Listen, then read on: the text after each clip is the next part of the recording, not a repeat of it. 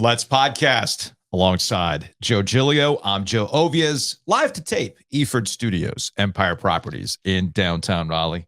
You made it. You made it past the fourth, you pyromaniac. She let an old Christmas tree on fire with a bunch of black cat firecrackers. I stayed safe. I stayed mostly sober. I only burned some wood in the backyard to help keep those mosquitoes away. Yeah, man. But no burning things. No burning things down. Really? Yeah, I'm advanced now. 48. Good for you. A little older, a little wiser. Good for you. Good for you. My ultra ripe beer finally showed up on July 5th. Did it? Yeah, it could. I would have lost that bet. I definitely would have lost that bet. We'll review it tomorrow. I've got it in the fridge right now at home. I'll bring it in for tomorrow. We can do a quick review. I don't know if I take a sip, all of a sudden I'll be demanding a blue check and engagement and various other things.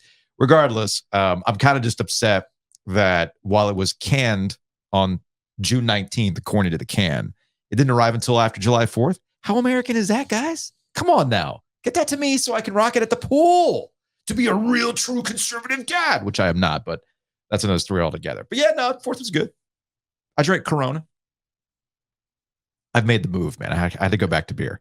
Oh, you did? I had to go back to beer. Okay. So, see, Miller High Life is my flavored beer of choice right now, I should say, anyway. Yeah, I did the beer dive at the pool. Every year they do a beer dive. You're gonna have to explain that to me. Okay, so at our pool, and I'm sure other neighborhood pools do this. All the adults gather around the deep end where the diving board is, and there's a women's division and a men's division, and they just toss a bunch of cheap beer into the pool. Lukewarm cheap beer. We're talking Miller Lite, Coors Light. There was like Yingling Light. There were some Coronas in there, some Bud Heavies. Yeah. Right. And everybody gathers around and then they dive into the pool. It's a free for all. And you come out of the pool with however many beers you get. Right. There's a kid version. Soda dive. So why do they have to be warm though? Great question. They just toss them in the pool and they're warm. That's whatever. You take them home and I end up using them to cook. Okay. So I'm an old grizzled pool vet at this point, and there's been an influx of young parents that have come to the pool recently. And I had to be the bad guy because all the guys were standing on the edge of the pool. And like, guys, there's rules to this. You're not going to get 50 dudes to jump into the deep end at the same time and everybody come out, fine. So at some point I had to talk to one of the guys who's part of the pool membership board. Do some waves. I didn't do some waves. It's like, do I have to use my radio voice? And Ben's like, can you please? So I started yelling like, I need everybody to sit down. Anyway, I walked out of there, or I came out of the pool with 8 beers. Which is actually not that feels bad. Pretty impressive since there's no shirt. Yeah, I put 2 beers in my pockets. Okay. A pocket each, right? But I got nothing compared to my neighbor Ben, who walked out of there with 14 beers. 14. I have so many questions. How did he get them out of the pool? He swam out with them. He just gathered them all up. He had some under his chin. He had some under his armpit. I think he had some in his trunks. So Ben walks out of there and I'm like, did you just corral other people's beers? He goes, no, I just had them all. And there's rules to it too. Like our old colleague, Jim, he's a longtime member at the pool. He's now retired off the board. He goes, yeah, I'm the reason why you can no longer toss beers out of the deep end, because what he devised was the old timer, he would jump in and he would coordinate with his kid. So he'd grab a beer and toss it to the kid and then he'd go back for more. I mean, this is ingenious. So they banned that. They banned that part of it. So there's all sorts of ways they've gone about this. And I had to be the enforcer bad guy for the beer dive. So that's what I think of when I think of you. The bad guy? The bad guy. Yeah, I'm always the bad guy. Now, speaking of bad guys, that seems to be the case right now with the NBA and free agency. Over the weekend, it finally, something finally had to give between Dame Lillard and the Portland Trail Blazers. And the impression that most NBA insiders were giving to the whole thing was nobody wants to be the bad guy. The Trailblazers don't want to seem like they're giving up, even though they kind of have, and they've got Scoot Henderson and they're kind of going in a rebuild mode. And Dame doesn't want to torch any goodwill by being like any other superstar that demands a trade. So I think both parties have been trying to play this weird game of chicken to see, Well, who's the one that looks like they're going to initiate whatever? Even though it's completely devoid of context in how the NBA operates right now. Most people are used to a superstar that's on a team that's not winning to want to go somewhere that wins. So nobody's going to blame Dame Lillard for wanting to go to, say, the Miami Heat, which is apparently his preferred destination, which has kind of gummed up the works, because if you know you want to go somewhere, what kind of leverage do you have if you're the Miami Heat?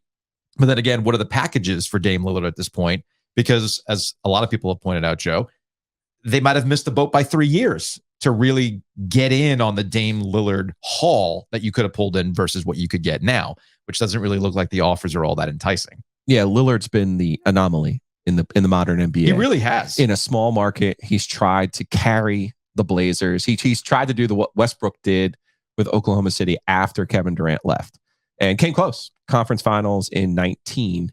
And they've never really been able to, they had CJ McCollum, Nurkic. They've had some other bigs that they've tried to pair with him. He's so ball dominant, though. He has some James Harden in him. He plays a much prettier game than James Harden. He's a much better shooter than James Harden, but he's still a ball dominant player who you're trying to figure out, well, who do you pair him with? So it would be the most of fascinating of experiments to put him on Heat culture and see what would happen if he's had to do so much in Portland. He's had to do everything in Portland. Yeah. Right. So if you put him in a situation in Miami where it's like, hey, we've talked about this before with Brooklyn. The premise of Brooklyn was, okay, tonight's your night. Okay, tonight's my night. Right. It was supposed to be handed off. The Lakers did this in 20, the year that they won it. It was LeBron pretty much the whole year said to Anthony Davis, go eat. And people don't remember AD was actually the best player on that team until it was closing time. And in the playoffs, and of course it was in the bubble, but in the playoffs, that's when LeBron stepped in and said, all right. And that's really hard to do, though, to have that type of hierarchy, to have that. You have to be totally selfless, right? And we've seen this with Kyrie, where he struggled earlier in his career, where he wanted all of the credit. And I think it's hard for these players to not want the credit, right? You're doing all the work, so you want the credit. But if he goes to Miami, what becomes more important to you if you're Damian Lillard? You were in Portland. It was your team. It was your franchise. You showed all of the loyalty that anybody could have ever wanted from you. Yeah. You had moderate success, but not the ultimate success. The last 2 years have been trying, to say the least. The last 2 years have also been, well, wait a second, are they tanking? Yeah, Which, that's been, it's kind of like they're. I think most of this year Portland was actively tanking in the games that Lillard didn't play in. So it's a tough situation in terms of when you're hyper focused online, when you're always online. Like there are a handful of NBA, no more than a handful, but Durant is the ultimate example of always, extremely online. And you care so much about what other people think. Now you might front and act, well, I don't care. They all care. No, you care. And that's fine. That's the whole point. Everybody cares. So yeah, the one thing I don't want for him is for him to end up in Brooklyn. Oh, geez. Because Brooklyn keeps acting like, no, we're still serious about basketball. No, you're not. No, you're not. No, it's gonna be Miami. I think they're just trying to work out what Portland's trying to get as much as they can out of Miami. Miami knowing full well that we probably have your best offer. Plus, that's where he wants to go. And other teams might be shying away from the fact that, well, he doesn't want to be here. Not that Dame Lillard is going to be a guy who's just going to pout. He's not going to James Harden his way out of a situation. I don't think he's wired that way. I'm a casual NBA fan at best, and I can tell you that Dame Lillard does not strike me as a guy who's just not going to give a crap the way that James Harden did when that second stint with Houston, which he kind of lazied his way out of there. Strip clubbed his way out of it. Yeah, exactly. So, and then of course now that leads to other NBA speculation. It's funny. The other NBA bit of news this week, and they're officially going to announce it this weekend, is this NBA midseason tournament. And I feel like the NBA really does have two seasons, and I do wonder which season is the one that NBA fans ultimately care about, or what the content factory cares about. There's the season itself, which Adam Silver, the commissioner, is doing his damnedest to try to get people to give a damn about. Right. Yep. So I like the idea of a midseason tournament. And apparently the Final Four is going to be in Las Vegas. These are going to count towards the standings up until the actual championship game. And we'll see what the incentives are to, other than money. I was going to say, financials enough. his financials enough? Is it For better the players? Is a draft pick better for a team too? Like to kind of, because you got to remember tanking is all involved in this, and how can you get people to not tank? Well, how does a midseason tournament play into that? So I'll be curious to see what all the parameters are. Well, you know the problem. You know the real problem with tanking, and that is if you're San Antonio and they actively tank and they this actively year, tank absolutely too? for Victor Wembanyama. They did. Every time they actively tank, they end up with a generational superstar. Pays off. You see what I'm saying? It pays off. So Philly, everyone gets mad about the process, but Philly had all they were doing was copying the Spurs, who, by the way, turned that active tanking in the late 90s into 5 championships. Now that's not to dismiss the Tony Parker, the Manu Ginobili, the Kawhi Leonard picks, which were brilliant by the Spurs. Sure. Okay. But none of it happens without Duncan. And now we'll see what they can do around Wembanyama. Now, the way that they've loaded the lottery, though, for the most part, Detroit's actively tanked, right? This year was probably a elevated example because of everyone knew what the prize was. But you look at the NBA and the way that you can quickly jump back in this thing, or if you just get into the playoffs, you never know what might happen. Well, that's Miami. That was this year. That was that's the Heat. That the Heat tend to do this for some. That's kind of their steez right now. And I guess adding Dame Lillard would, these are the kind of guys that would make them. I don't know. I don't want to say obvious favorites, but that back to my main point about what season do people ultimately care about in the NBA? And there's been this diminished returns on the regular season because all anybody ever wants to talk about is, well, who's going where, right? Yeah. So like this week alone, in my dabbling with national sports talk, it was all right. Well, James Harden's done in Philly. The process is over. Will Joel Embiid demand a trade? I'm like, okay. And then we're doing the same thing with Giannis Antetokounmpo. Giannis Antetokounmpo could just say, oh, yeah, I really enjoyed my summer in this town or whatever. People are like, oh, does that mean he wants to be a New York Knick? Will he do this? X, Y, Z. I feel like there's its own season to the NBA that's obsessed with player movement and tanking and who's going to get drafted more so than the actual regular season. And then the actual basketball season is the playoffs. Is it bad? I don't know. Is it bad? You know what I mean? Yeah. Because we all can't be the NFL. No, we cannot. Right? You can't all just have one game a week where you get people focused on one game a week.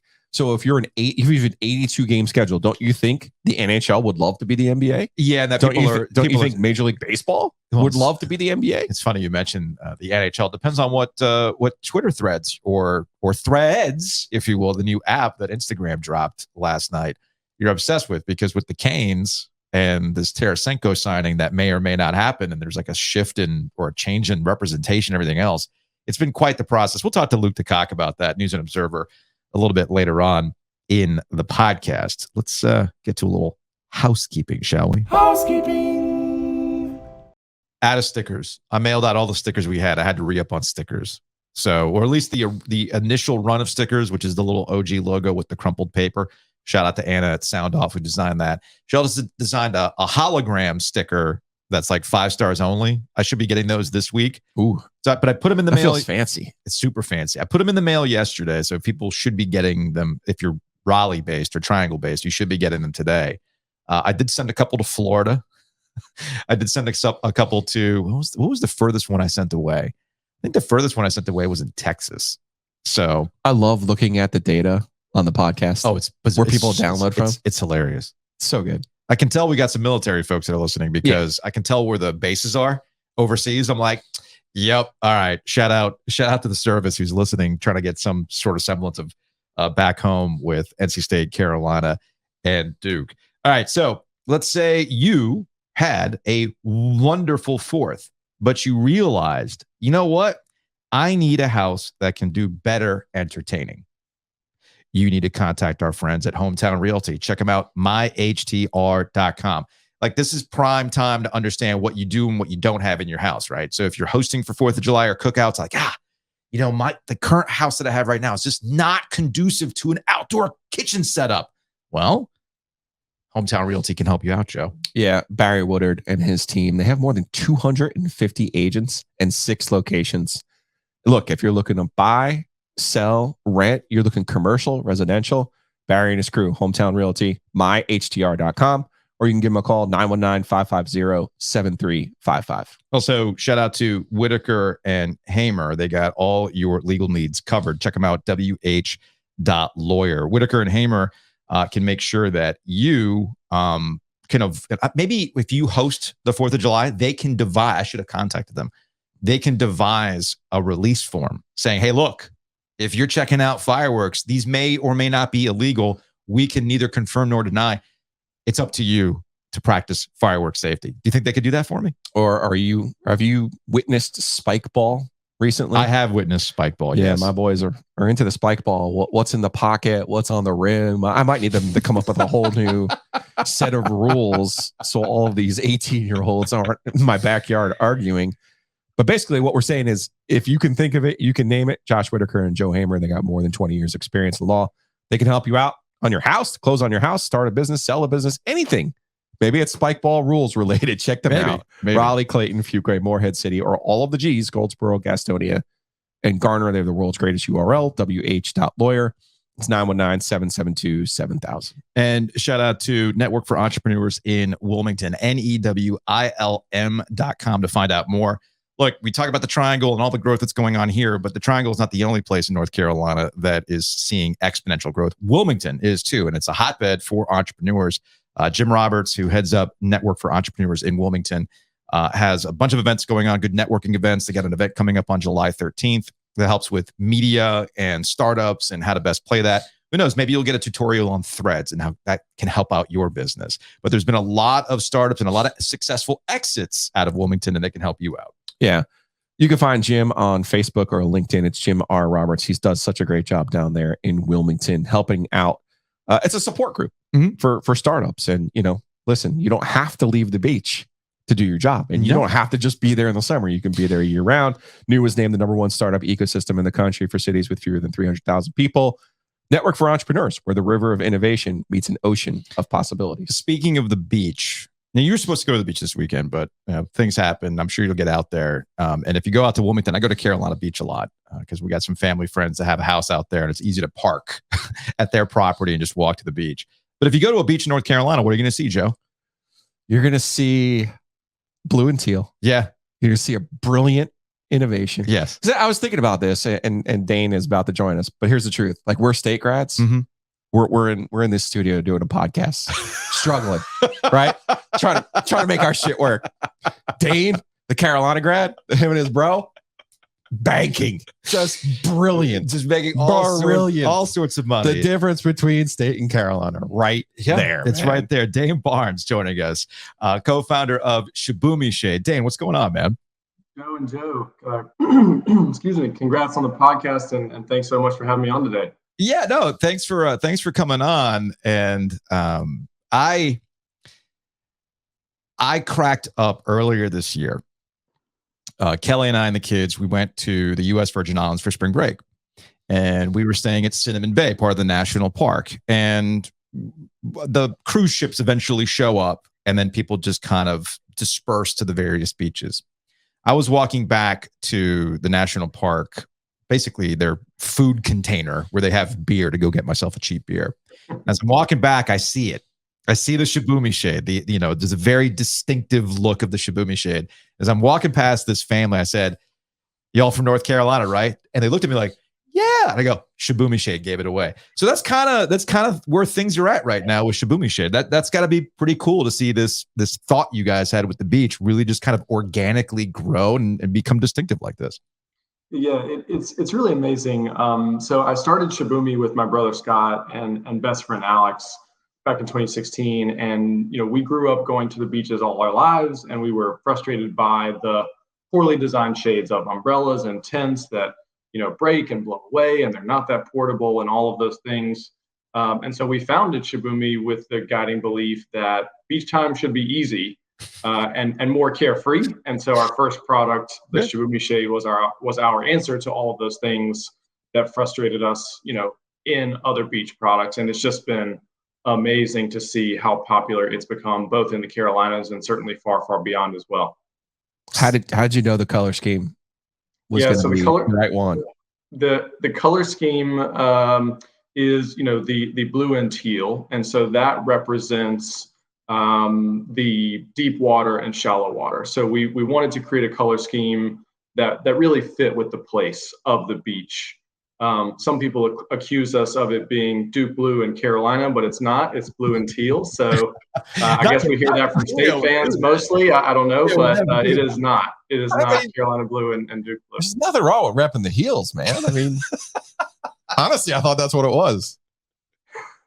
You're not the only one, that's for sure. Okay. All right. So here would be my question. I mean, clearly you guys have hit on something. It's the secret's out. I mean, I had a buddy of mine text me the New York Mag story and review on Shibumi Shade. So at that point, it's like, well, forget it. Like this is just going to blow up even more. It's really easy to just milk it. I mean, you could easily license those shades, could you not? I mean, you're telling me that you couldn't tap into some state fans that would come up with like a red and white version or a red, black and white version or any other schools for that matter? You guys don't limit yourself. Get those crazy SEC fans. Have you thought about that? Yeah, I mean, there's Tennessee, Tennessee Orange. You got all the Virginia Tech fans coming down to the Outer Banks, like all that kind of stuff. Have you thought about that?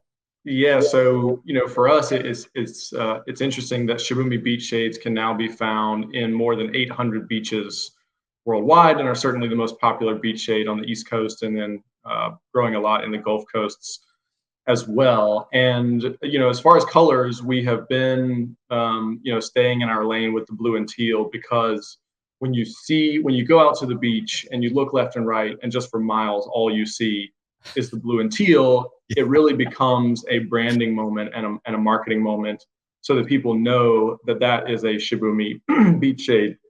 And so we think about other colors sometimes, and in the early days, people would say, "Oh, you guys should come out with, purple and gold, or red and white, or whatever else." And now more people say, "Hey, don't come out with new colors. We really like it, and it is a statement, out on the beach." All right, this is a podcast. This is a show, so it's the summer. Okay, I need your Carolina Mount Rushmore. Go. Oh man, I see. I'm embarrassing as a Carolina fan to do this. Jordan's obviously the top, but I'll just stop right there. I mean, actually, I graduated in 2009. So the 2009 national championship team, we can just take that starting five plus Jordan. But I'm probably the worst Carolina fan out of the three of us. My brother Scott and best friend Alex went to Carolina as well. They're the real sports fans, and I just tag along with them. So you were at least on Franklin Street in 2009, right? Of course, yeah. I did jump over a couple of fires and burned my shoes and threw them away, but that was one of the best experiences of my college career. I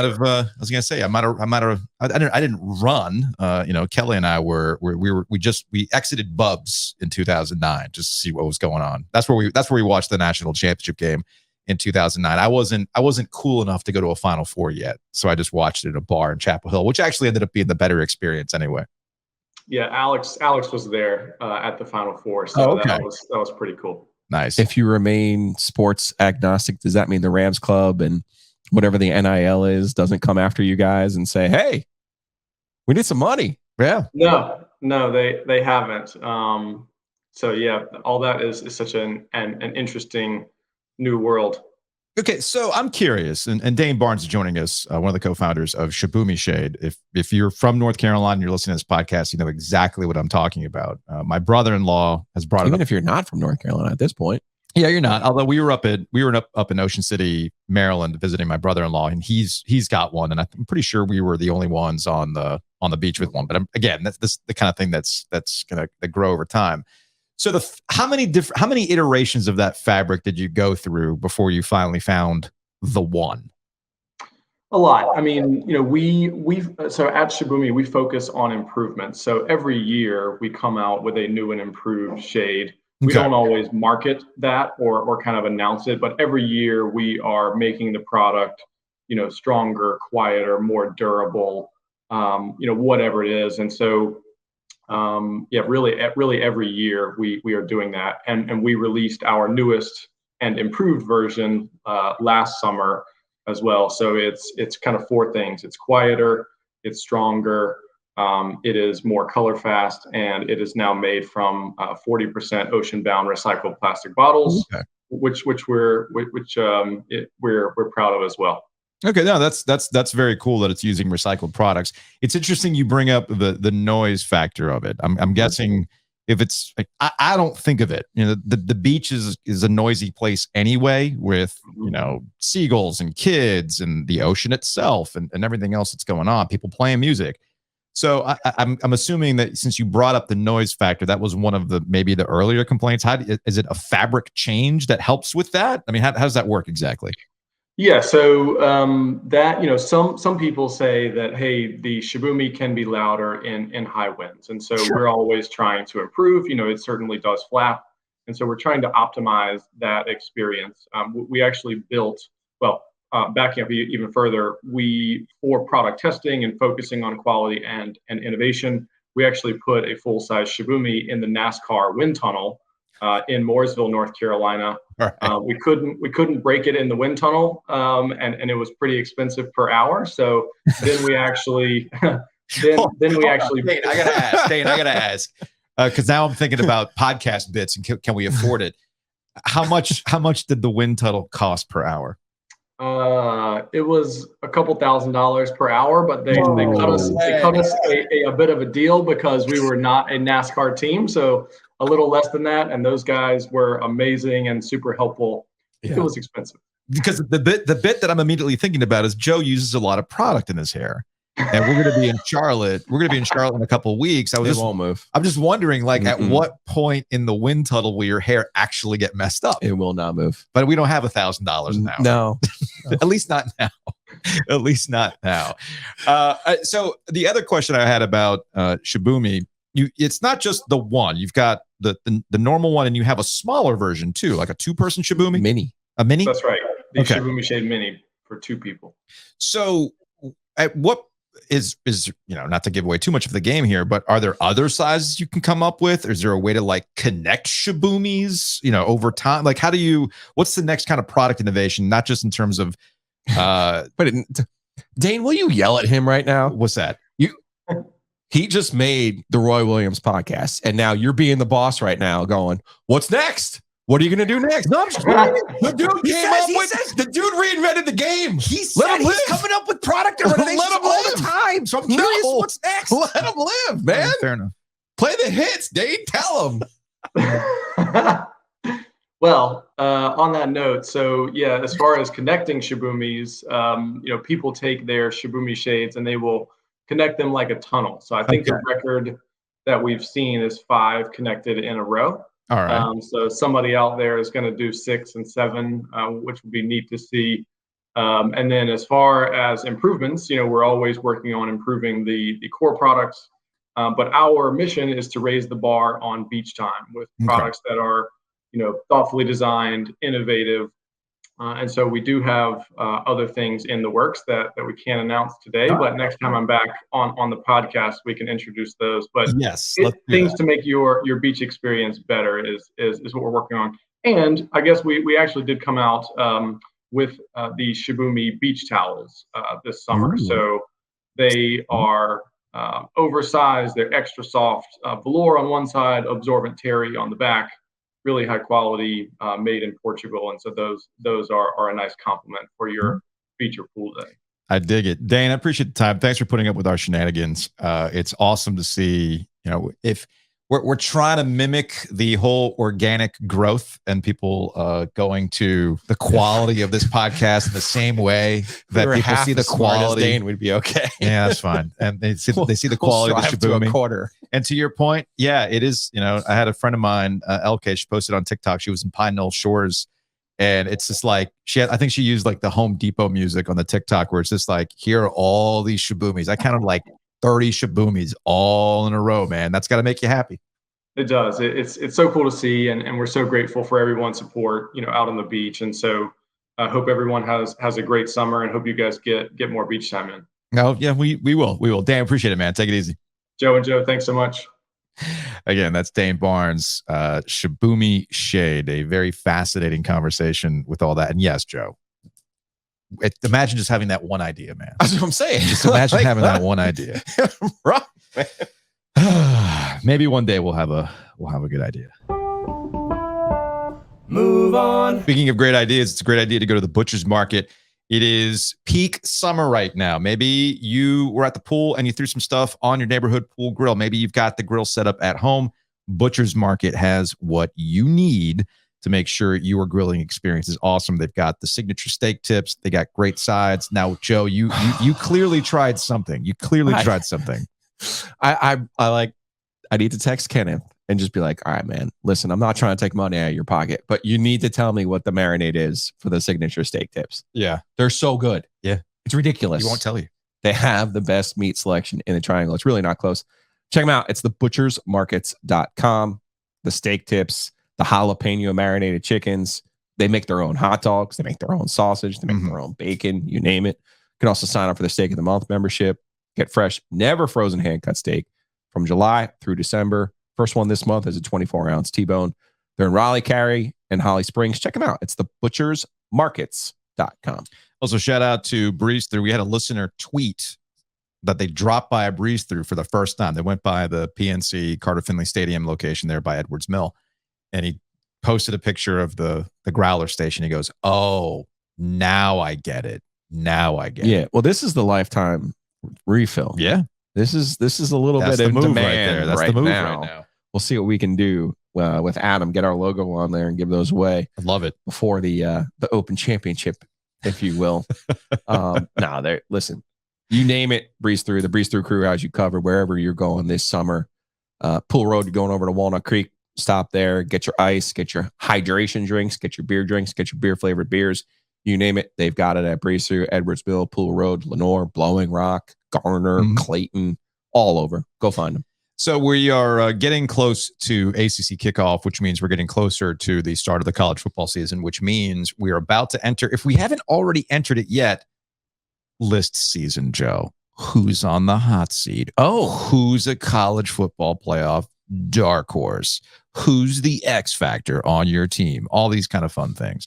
And I do enjoy who's on the hot seat because we're all trying to predict which coach is going to find themselves either bailing for the NFL or another college job, high-profile college job, or the Axeman's eventually going to come for them because they're not living up to the expectations at their big place. Like at Ohio State, like Ryan Day deals with a little bit here. He deals with it a little bit. He deals with it a little bit, right? Here. This is crazy. Oh, well, what if I told you James Franklin might be on the hot seat if he doesn't get his act together?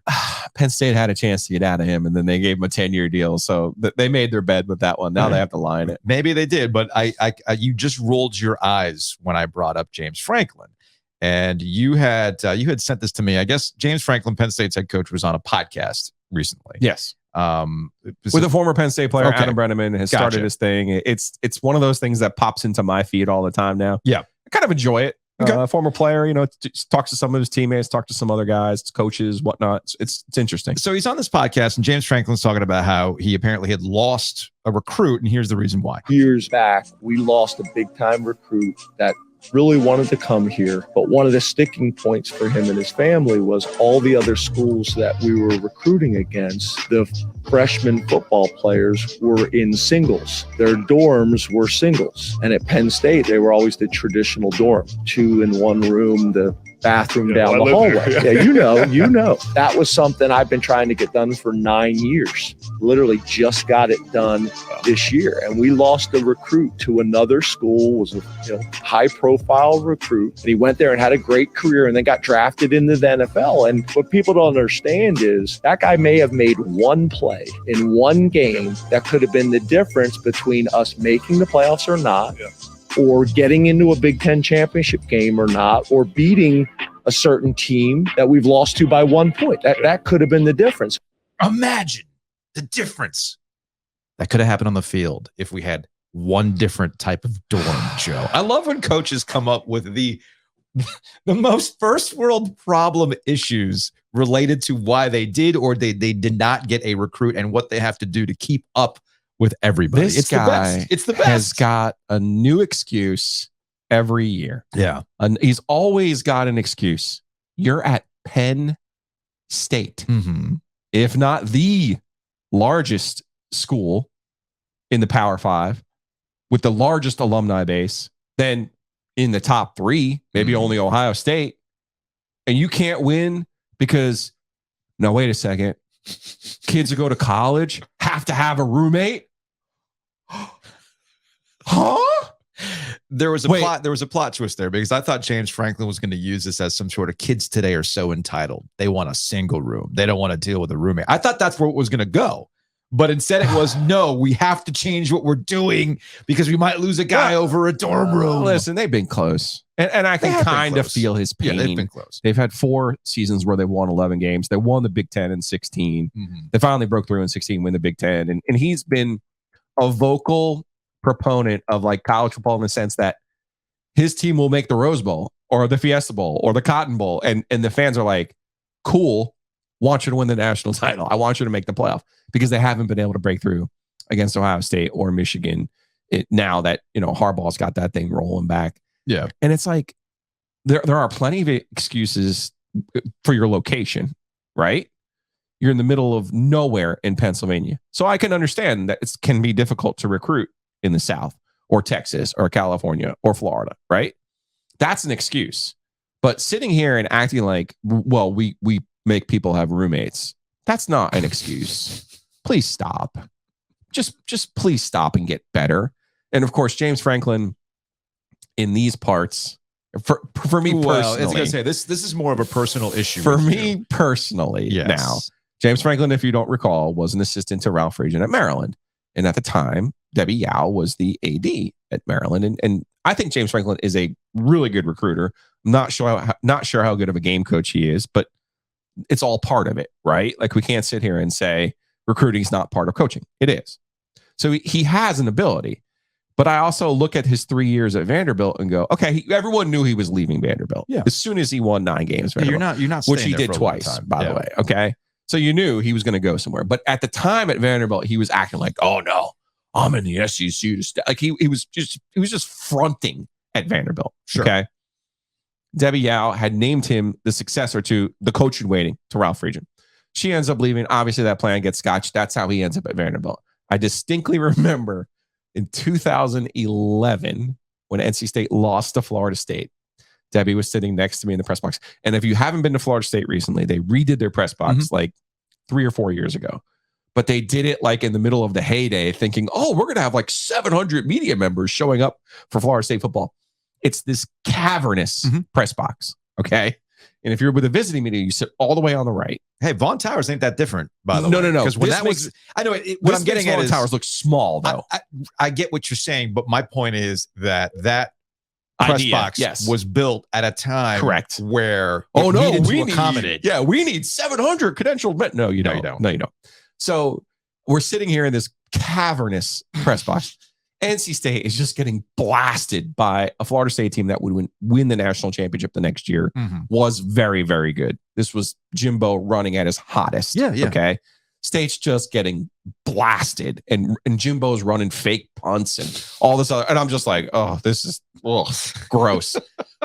In the first quarter, she turns to me and she goes, who's James playing today? Now, keep in mind, my oldest son is named James.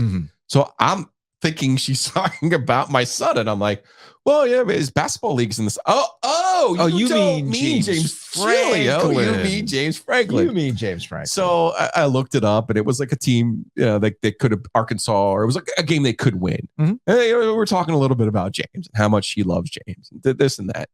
And now State's getting pasted, and then she's asking me about Danny O'Brien, who the year before, of course, beat NC State in 2010 in the Torrey Smith game and prevented NC State from getting to the ACC championship game, right? Still a touchy subject for some people. And it was like rumored at the time that O'Brien was leaving because Randy Edsel was, basically dicking him around, for the lack of a better term right now. So she goes to me, she goes, do you think we could get James and Denny next year?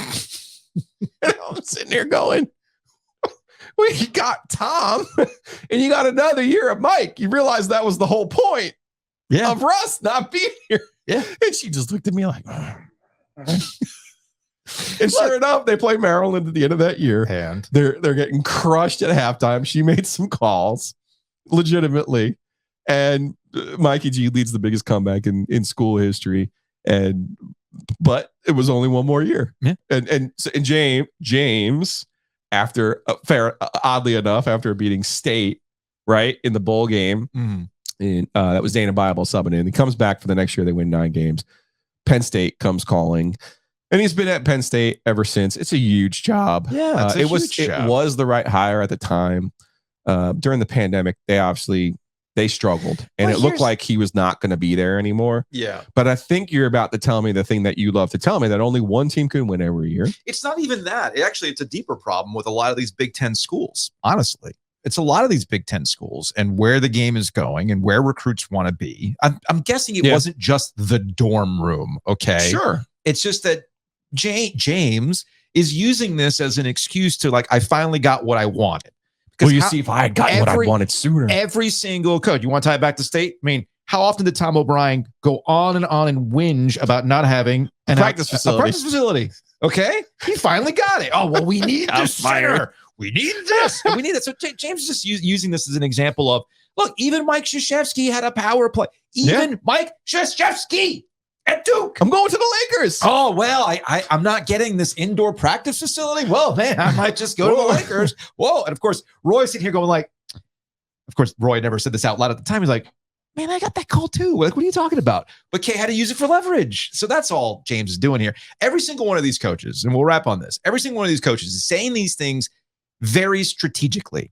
There is a science to it. It's like when Nick Saban's talking about, well, I mean, Texas A&M's out here buying all the recruiting classes. That wasn't a shot at Jimbo. No. That was a message. A call to arms. That was a call base. to the NIL group saying, hey, dumbasses, this is the game now. I can make fun of Greg Schiano all day because he's Mr. Football Man. But the smartest thing play to the end. The smartest thing that Rutgers ever figured out before everybody else was, we ain't going to win on facilities. We never were. But guess what we can do now? We can start doing this on NIL. So that's all James Franklin is doing. In a way, I don't blame him. And you're going to see more coaches doing this. Or not more coaches doing it. Coaches are always going to do it. They're just going to start changing what they're arguing about. And now the argument is going to be more the Nick Saban route of, we need these guys to be spending money to get players, which leads to another issue. Just altogether. so you know, if you watch Will Levis and Sean Clifford in practice and decide that Will Levis is not better than Sean Clifford, that's a you problem. That has nothing to do with the dorms. Okay, James Franklin. When you can't identify the first round NFL pick on your own roster, that's a you problem.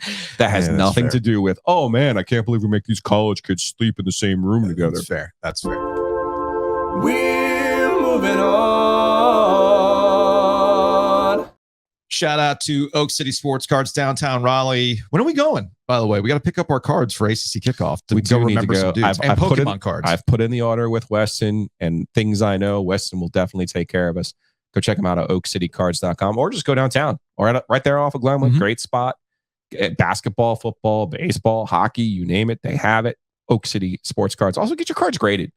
If you have cards right now that you think, hey, I might want to sell this, it might be worth something, the only way to get the best value for it is to get it graded. Weston can help you get it graded. Again, it's oakcitycards.com. Also, shout out to Mosquito Authority, Pest Authority. Yesterday, well, on the 4th of July, it was a gross day. And I thought to myself, man, imagine if Mosquito Authority had not come out and treated the yard.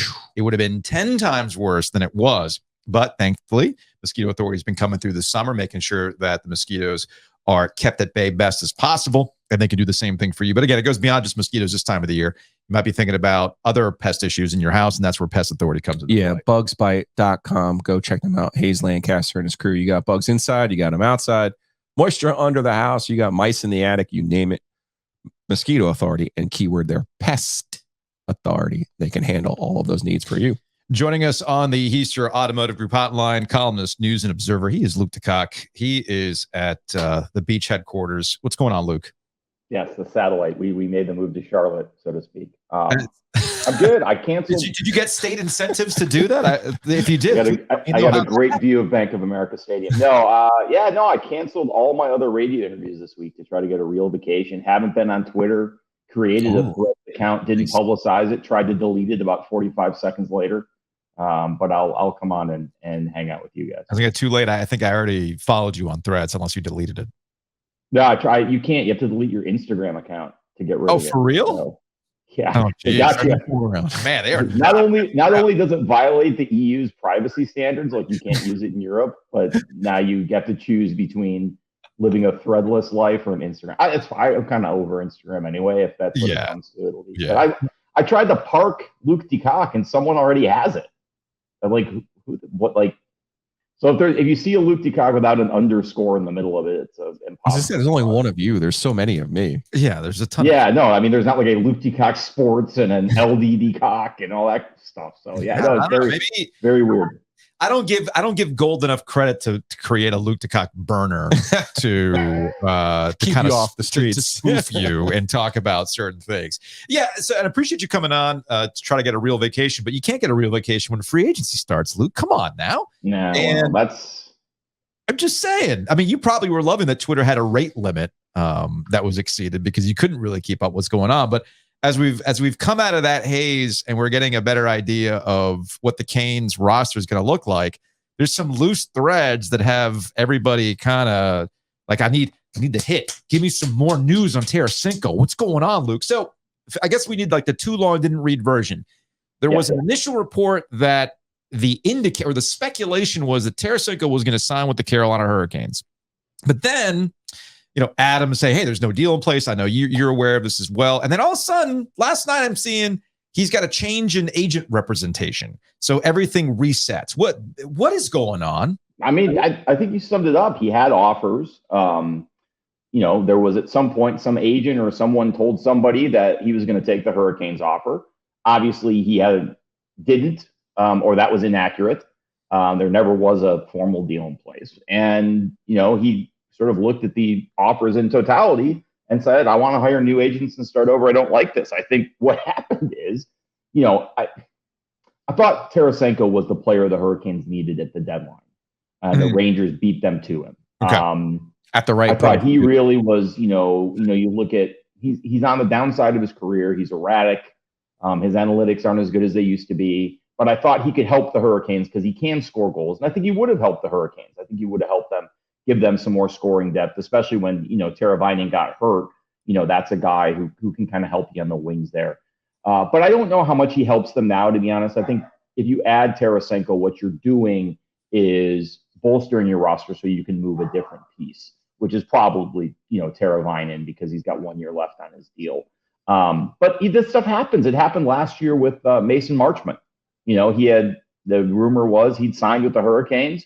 And then 6 hours later, he actually signed in Dallas. And it was credible people saying Mason Marchment has agreed to terms with the Hurricanes. And man, you want to do some retconning there. Mason Marchment on the Hurricanes last year, like he was everything they were missing. He's got snarl. He can score goals. He's a finisher.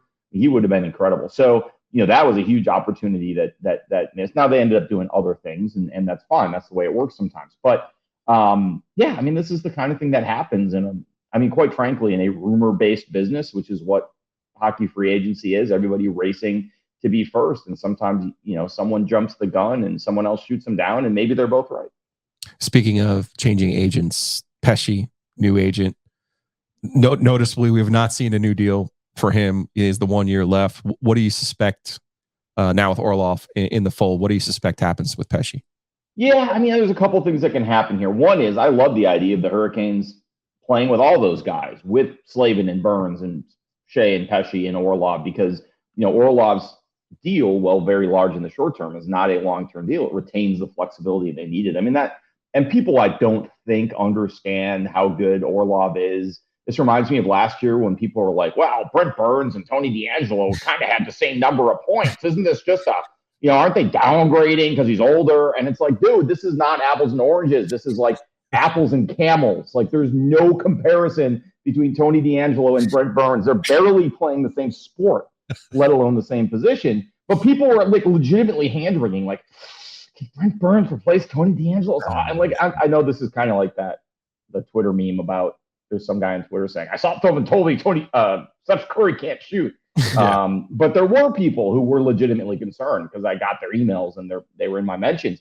And I was telling them, like, no, this is significant, tectonically difficult. Yeah. And it's the same thing like Orlov. Nothing against Shane Gostisbehere, who I thought was better than his reputation. And, he wasn't great, but he wasn't a huge liability. added something to the second power play. Not that the power play was great, but going from Shane Gostisbehere to Dmitry Orlov, who does a little bit of everything really well, and not being linked to him for the long term, so you don't have this sort of long tail baggage with him. I'd love to see him go through with those 5 guys in Jalen Chatfield, because they can. I mean, they have the cap flexibility to do it. Yeah, they can do that. I think in the long term, though, you're going to move either Shea or Pesce this summer, because you're not going to be able to re-sign both of them long term. And Pesce's the one who makes the most sense. He's more valuable as a right shot defenseman, for one thing. Yeah. But he's also there's less tread on his tires. He's been beat up a little bit over the years. He's had some surgeries. He plays a little rougher game, gets hurt a little more. So I think he's the one you're gonna try to move if you can't re-sign him to a deal that you like. And obviously they haven't been able to do that. But they also have interest in Erik Karlsson, who plays no defense whatsoever, but is an absolute offensive. I mean, this is a guy who just won the Norris Trophy despite being a complete liability in his own end. He's that good. He's like Sandis Ojelej, but what Sandis Ojelej was supposed to be. Not that the Hurricanes should be going and trading for offense first defenders like that. But Jeez. Yeah. Joe appreciates it though. He's a big Ojelej fan. But they have the flexibility then to do something like that if San Jose retains a bunch of salary. But Joe, do you have? I'm dying. Raising the finger. No. Go ahead. You're gonna love my next point. Okay, but and it's the same thing with Teravainen. If you don't think you're going to re-sign him, or you don't think you can re-sign him, now is the time to trade him for the most value. I would love to see them go through the season with those 6 guys on defense. I think that's almost impregnable. And then if a guy gets hurt, you basically not only have the deepest defense in the league, you have the deepest defense in the league minus one of those guys. And it just gives you. I think that would just be amazing. But I think they still need to upgrade at center. I don't know that KK is necessarily the guy you want to be counting on there, especially with the odometer ticking on Jordan Staal. And that means maybe having to give something up. So I think the Pesce situation is the same as Teravainen. You're in a position where you've got to make a decision now or risk losing them for nothing, and that's just part of the sport. And with Pesce and Shea, you could end up trading both those guys if you don't think you can re-sign them long-term at a reasonable number, if you have guys to replace them. So, the addition of Orlov creates the flexibility to make those moves. If they trade Pesce right now, as long as they can add a decent guy, they're not hurting themselves, because Orlov, despite being a left shot, does just give them that elite blue liner that helps you there. Sorry. All right, Joe, I got to hear what you got to say. Yeah. So the hockey season ends this year, the playoffs, Canes go out. And your first column after it, and you're like, hey, man, the Canes, they got to get a little bit tougher, got to get a little grittier, got to add a little sandpaper, right? I'm correctly summarizing. Yeah. No, I mean, I think it's even a little nasty. Your first postmortem column. Yeah. Okay. Back in the day, the Canes under Jim Rutherford, who had an F and jihad against you, would have never done what you said to do, ever. Okay. Over the 4th, I see Canes signed Michael Bunting. And listen, I don't follow hockey, obviously, as much as you do. I have a cursory knowledge of hockey. You've always known this. So I'm looking up Bunting, and I'm looking up, okay, well, now, wait a second. He's in the top 10 in penalty man. Well, now, I'm slightly worried that he's got some CJ Leslie in him from high school, right? Like, hey, man, I played with John Wall, okay? I'm slightly worried about that Austin Matthews part. But now I'm thinking about it. I'm like, wait a second. They did exactly what Luke told them to do. Mm-hmm. Rutherford hated you so much that out of spite, he never would have done something like that. Gone and signed some stuff. I have to give and you credit for being like, hey, here's something that would make sense for the Canes to do. Yeah. And then the team, instead of being like, well, no, we can't do that because Luke doesn't want us to do that, does the smart thing. It's funny. The funny thing is, though, Joe, and look, I have a great relationship with Rod. It's not, he and I are, and Jimmy and I had a good relationship. We were combative, but if you're doing that job right, like you were with Debbie, like the story you just told, you do go back and forth about stuff. And Debbie would never have done anything that you said she should do. In the million, just for that reason alone. And that's fine. That's the way it works sometimes. But I think, didn't Rod go on with you guys and say we don't need to get tougher? Like, wasn't that his? Didn't he tell you guys like? Well, he was worried about fake. He was worried about fake tough. He was worried about. Yeah. No. All right. That's fine. But I mean, some people in Toronto would say that Michael Bunting is fake tough because he draws a lot of penalties. Yeah. And then when that became a deal, when he became the penalty drawer in the Toronto media, the refs stopped calling those penalties, which is great. You're bringing in a guy to Carolina who's concerned he's getting a bad deal from the refs. What can go wrong in this market with a guy like that? But he does. And Orlov too. Orlov's a tough little tough little nut. Tough little nut. Yeah, let's bring it all together. Let's bring it all together, Luke. They did address some of that, to be sure. And the other thing Michael Bunting does, and Joe, I think it's the opposite of CJ and John Wall. He scores goals. I mean, not a ton, but he scores goals. And he knows how to play with good players. He's a great third wheel. He has a lot of experience being the guy who goes and gets the puck. He has a lot of experience being the guy who stands in front of the net and gets hit with someone else's shot. And honestly, isn't that what the Hurricanes really need? Is like a Stefan Nason who can skate, who can get in the way and just go do those things. And Jordan Martinook does some of that. Yeah. They just needed more of that. And again, we have to say this every time because people lose the plot. It has nothing to do with fighting. Right? Fighting's irrelevant. You don't want Ryan Reeves, whatever. I mean, the Rangers had Ryan Reeves on their rosters 2 years ago, and it wasn't like the Hurricanes were cowering in fear. He had no impact on that series whatsoever. It was the other 19 Rangers skaters who beat him, really the one in net. But it's not about fighting, but you got to be able to stand up for yourself. And that's why, to me, the pivotal moment for the Hurricanes, and it was too late against the Panthers, was the cup check. Yeah. At the end of which was the second period of game 4, right? First period of game 4, whichever period it was. That was the only time in that entire series they were the aggressor. Yeah, and they dominated that game from that point on.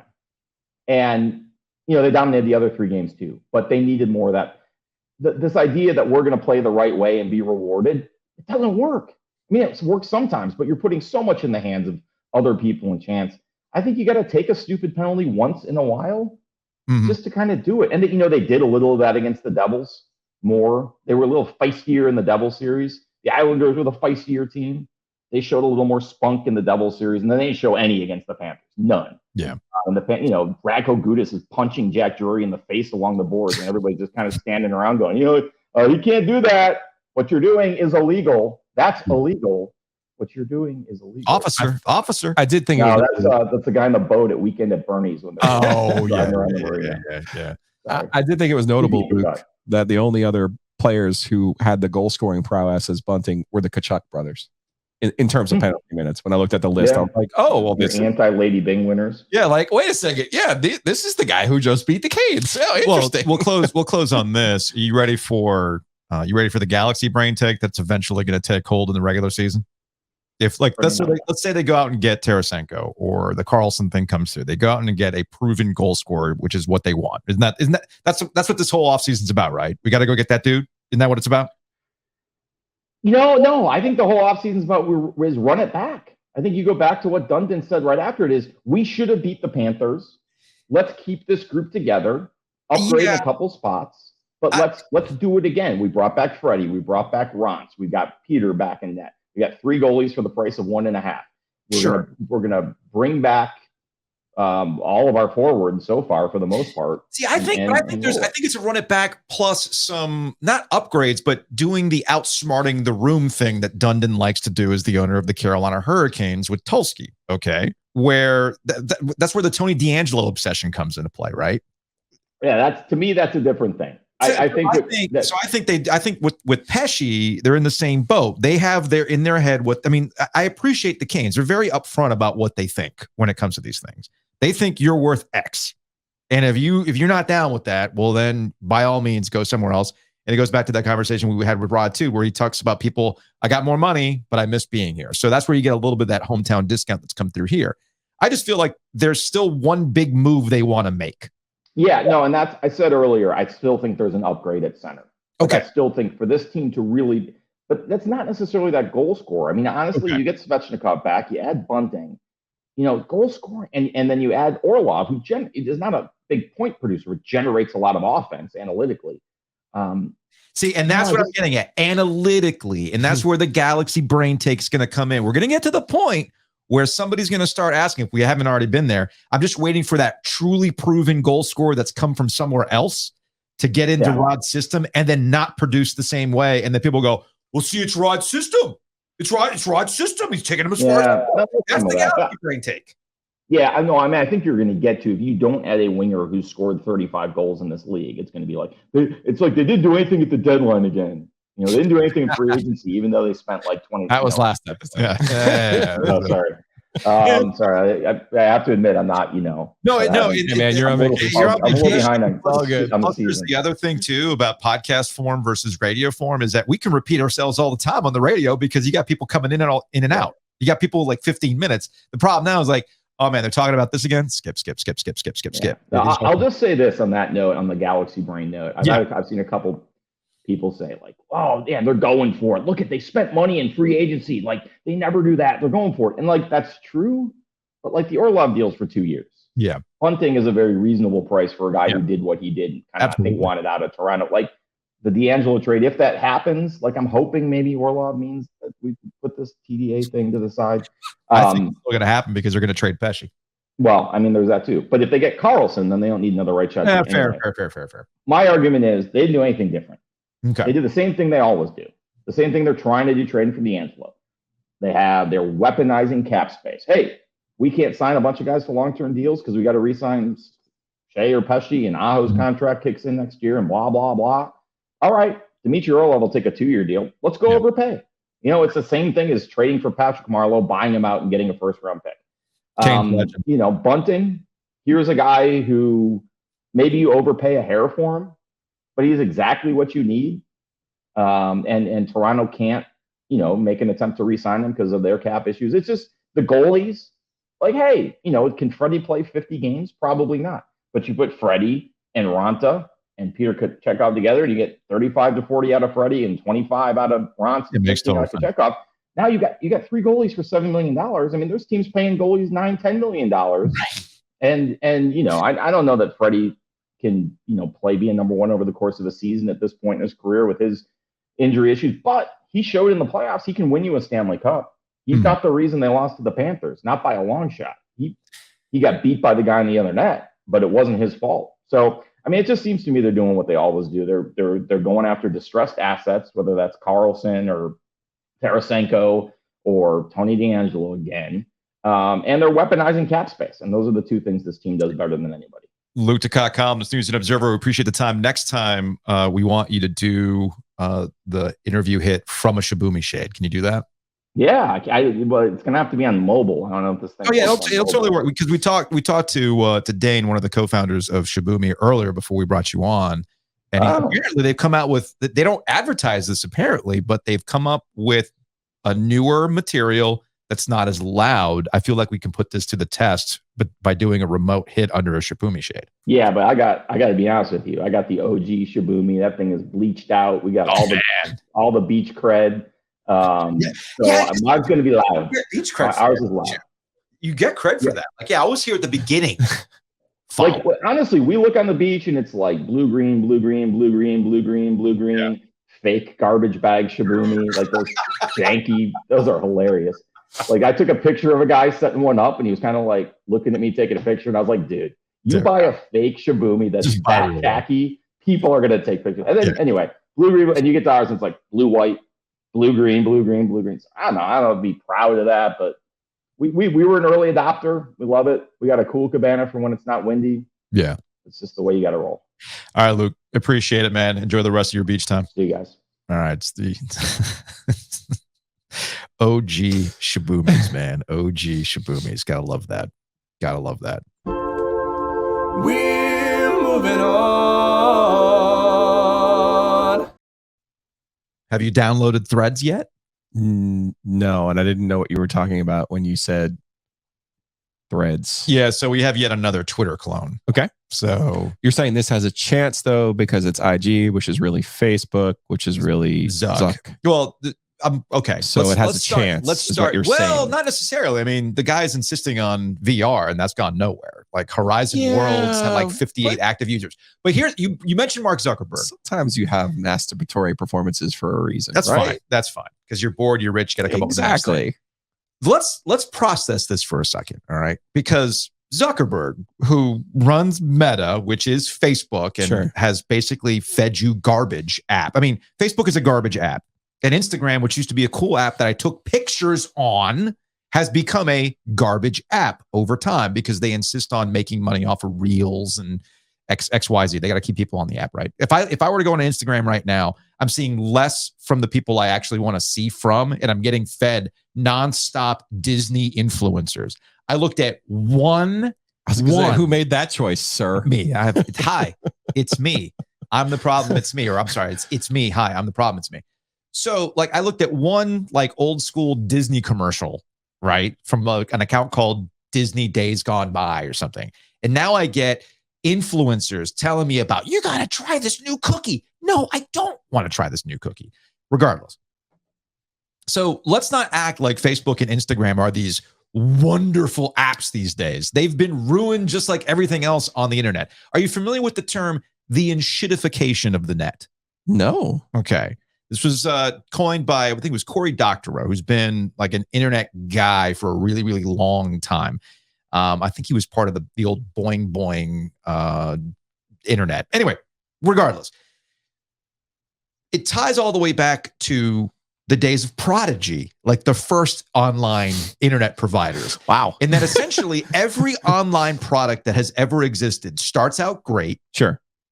The community builds it up. It becomes this thing that the users power. But then the tech bros get mad because, well, wait a minute. We got to start making money off this. And it becomes all right, time for you to buy stuff. Therefore, the enshittification of the internet occurs. And it's happened with everything. Every app has its moment, and then it gets enshittificated because the tech bros have to find money or they need an exit strategy, XYZ, right? So here we are now with Threads. I feel like you just explained the problem with the modern media, but you yes, did it. You summed it up. I summed it up just like that. I mean, I didn't come up with the phrase. Let's just chase this high. Let's chase the dragon. Yeah. Wait a second. We got to make money off of this dragon. Oh, crap. Hold on. I mean, who knows? Maybe that'll happen to us. The point is that... Oh, we sell ads, sir. I know. The point we have is an actual business model. that Elon Musk has done such a horrendous job as the owner of Twitter, right? That we're all, think about this, we're all running to Zuckerberg to save us.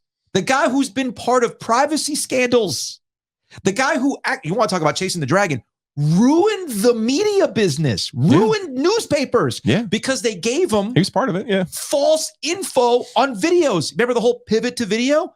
That's Zuck's problem. He made that happen. And people lost jobs because of that.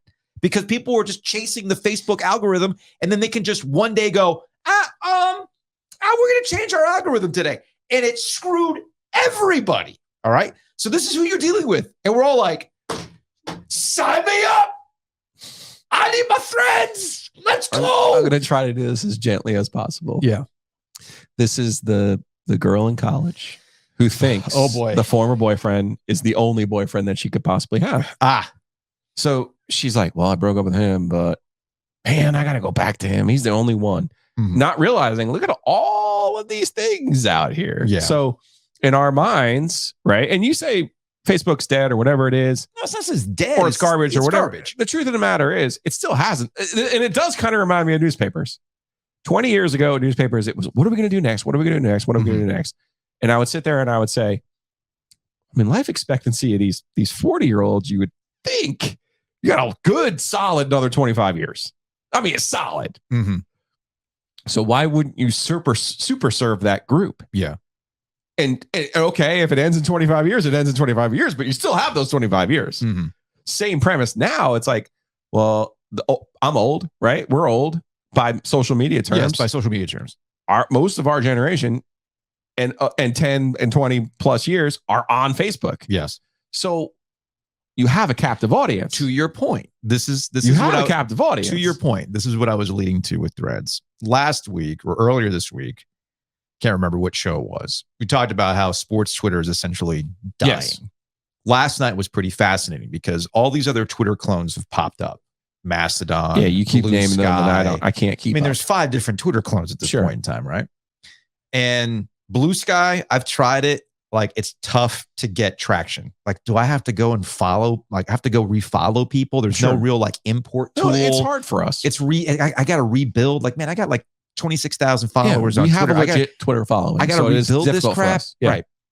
So to your point about the olds, well, sports fans are older. Millennials. Yes. They are effing killing us. Yes. Yes. So it's millennials who are sports fans, our generation, whether you're Gen X, me being Oregon Trail. Yeah. And then you got the older generations who truly care about sports. And they're all hanging out on those types of apps, Facebook, Instagram, etc. Whereas Gen Z is not spending as much time or watching sports for that matter. No. I mean, how many times have we talked about how Gen Z is quote unquote killing sports? Millennials never did that. Millennials get blamed for all sorts of stuff, even though they're in their 30s.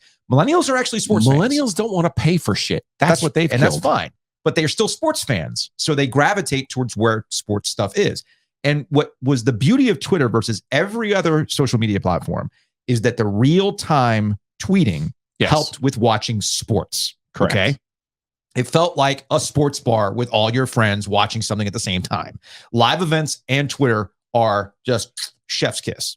Before they started feeding you For You or, lifting up stupid blue checks and all that stuff, it was great for that sort of stuff. So I've tried Blue Sky. I didn't mess with Mastodon because it sounded confusing. Reddit's its own beast. Nothing could match that. So I signed up for Threads. You know why Threads is actually going to take sports Twitter over to that app? Because all the people who are already inclined to like sports have already signed up for Instagram. Okay. It already had an install base. I think they got to 10 million signups already within less than 24 hours. And I started seeing Adam Schefter, Woj, Shams. Shams actually one of the first ones on there. He actually got a beta to be established and ready to go. So if those insiders are starting to gravitate towards Threads, which they never did with Mastodon, right? They never did with Blue Sky, because they understand that their demographics are more likely to be hanging out there. Well, you might actually start seeing that shift over to Threads. All right, I'll try. Now the problem is, again, it's new, it's kind of chaotic. I'm getting stuff fed to me algorithmically. I don't mind it right now because it's actually helping me rediscover people. Sure. But, the people who are inclined to check us out were already on Instagram and my follow list skyrocketed. Like I was like 500 follows. I'm still struggling with like 20 followers on Blue Sky because, again, the audience that is likely to like sports is already there because they're older. So the thing that Threads needs to do, and apparently they're working on it right now, is they do need to come up with a chronological order thing. Now, again, this is another example of you and I just being old. I like chronological order. Yes. It makes sense to me. Yeah, I don't need this Inception shit. I don't need that. Yeah. But what's funny is that the younger demographics do not care about that stuff. Don't. TikTok has basically broken them of anything chronological. They just want to see good stuff all the time. So that's what's happening on. They're big Quentin Tarantino fans. Really? Just start at the end. That's fine. I don't care if this TikTok is 6 months old. I don't care. I just want good stuff. I need my chronological order. If they finally come away with that, and they got until football season to do that, if they come up with a chronological order feature where the only people that I follow I get to see and it happens in order, well, then that actually might be the final nail in the coffin for Twitter for a lot of people. Speaking of TikTok, can I read the lyrics? Because our former producer, Jonathan Rand, our forever producer, Jonathan Rand. Yes. So this margarita song has obviously crept into my timeline. Yes. So I keep hearing, give me one margarita, I'm going to give you Drake May, which I sent to you and Rand today. Mm-hmm. Just so you know that Acapella the News stays alive. Rand, within the hour, comes up with, give me 2 margaritas, I'll make FSU stay. Give me 3 margaritas, no divisions to play. Give me 4 margaritas, where's Uwe Ungalale? Oh, boy. So good. Oh, boy. So good. Love it. Love it. Got to do it. What's up next? What's up next?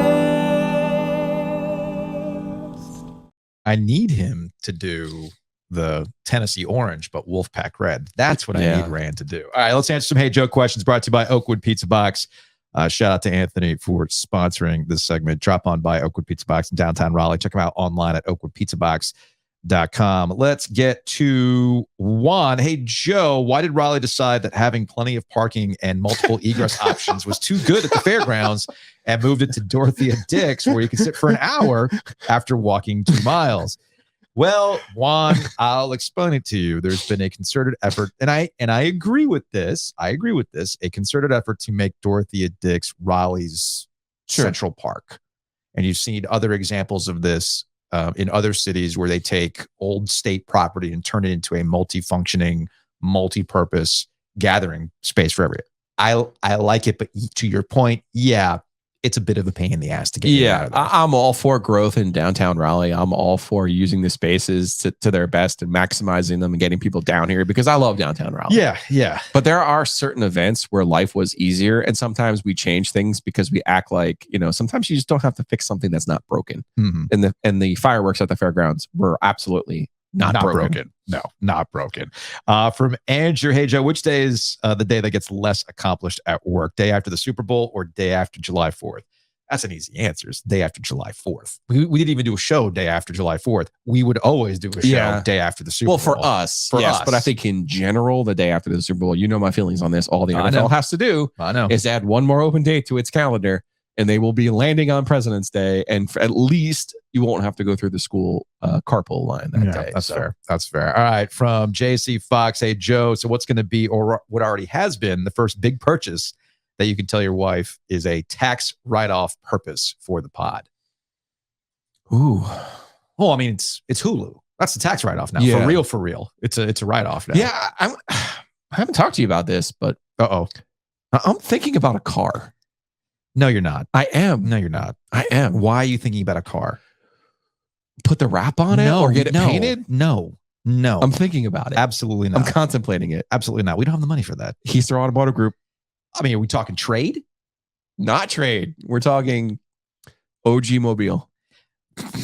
An OG Mobile. Think about it.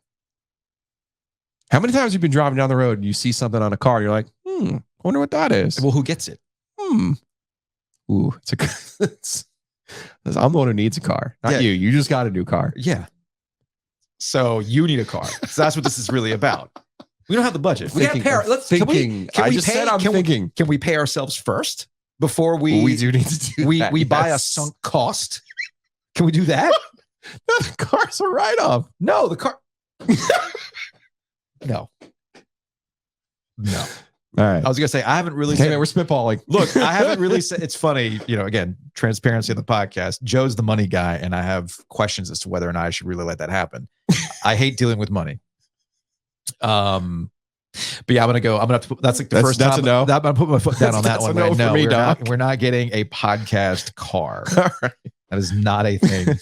On tax day, you might come back to me and say, "Hey, you know what we really needed." I mean, look, I'm expensing stickers. That's like $30, dude.